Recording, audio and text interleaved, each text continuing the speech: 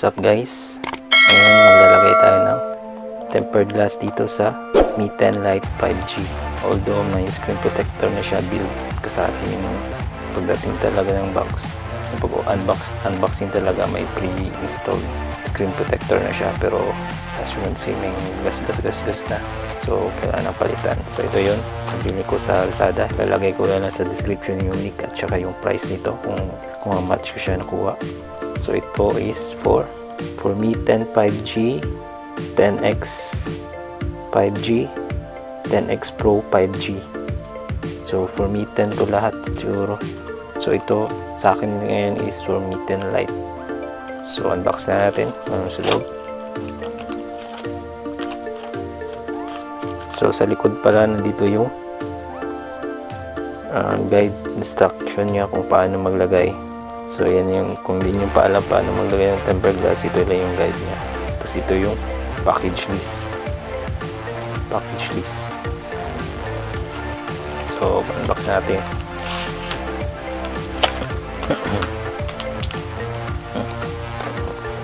So yan ang laman. Ito lang yung laman niya.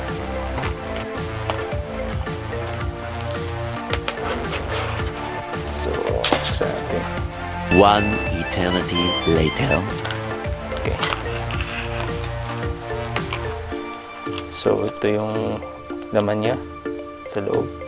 Dito yung wet cloth, location sticker, dust separating sticker, and a screen clean cloth sa loob nito. Tapos ito yung tempered glass na mismo.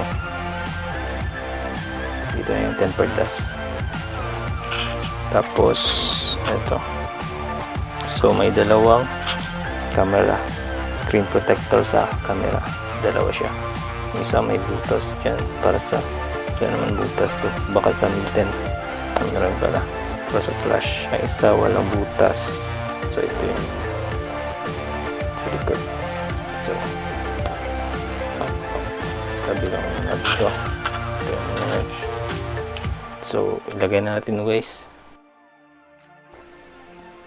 So alisin mo natin itong pre-installed screen protector niya.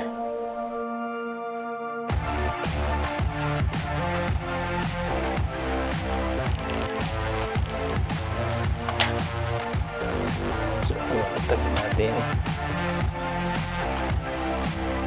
wet cloth tsaka yung, so meron ako dito wet cloth at saka ito yung sticker guide, location at dust remover guide. So gamitin na natin to. So ito yung wet cloth niya, tapos ito yung clean cloth tsaka sticker guide tsaka dust remover. First things first, sukat muna natin. Sticker guide natin, kunin natin.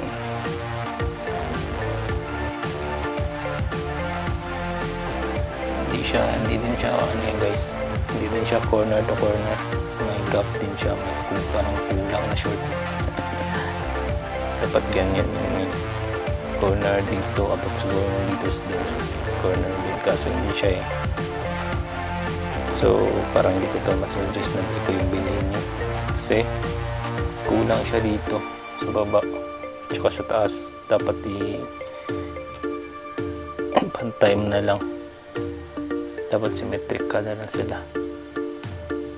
So ito na naman isa yung pinaka problema ko sa malagay ng tempered glass, kasi hindi siya buong screen ang makasakop niya. Mahirap ito lagay nito, tansya.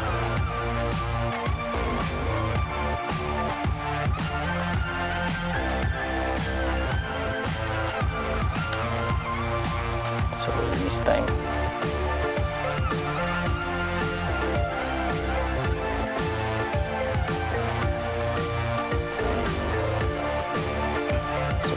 linisan nyo talaga to guys para walang alikabok.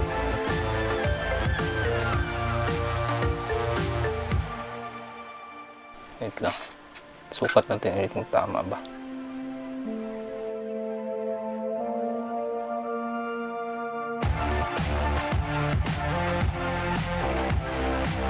Ito yung mahirap guys kasi hindi siya full corner.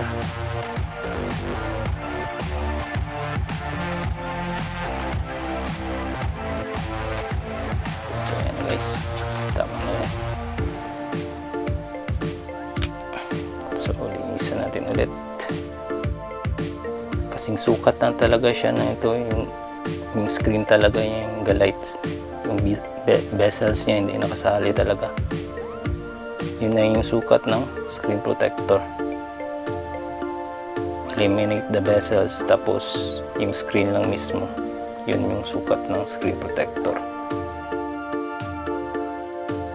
So yun lang yung i-guide nyo, yung screen talaga minus the bezels.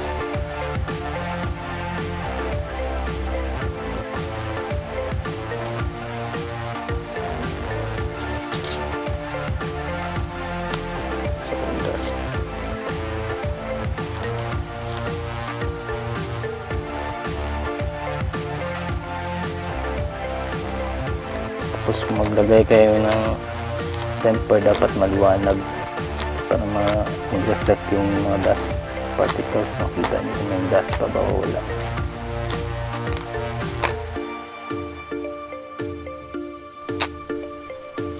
So let's go guys, ito na.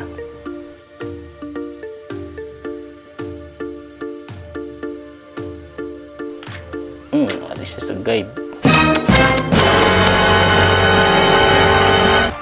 This is a guide. Shit. So sorry, naalis na guide. So manual ko lang ito.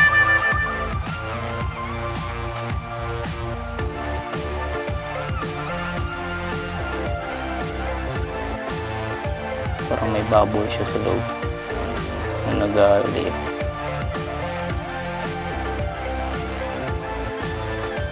So again guys, hindi siya full talaga, full screen ang malagyan. Malagyan niya lang is yung outside, yung basta minus nyo lang yung bezels ng phone nyo. Yun na yung malagyan ng screen, ang sakop pa lang ng screen.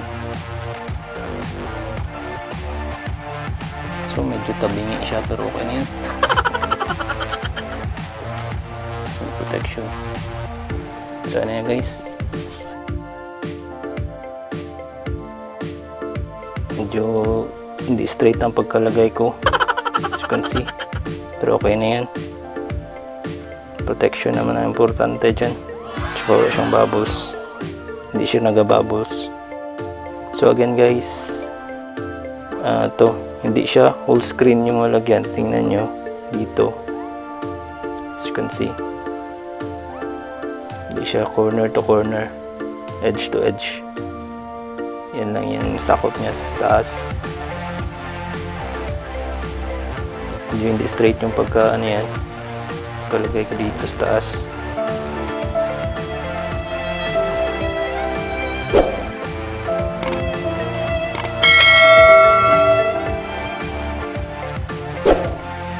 Pero okay na yan guys, wala siyang bubbles, as you can see. Ilang bubbles, so lagay na.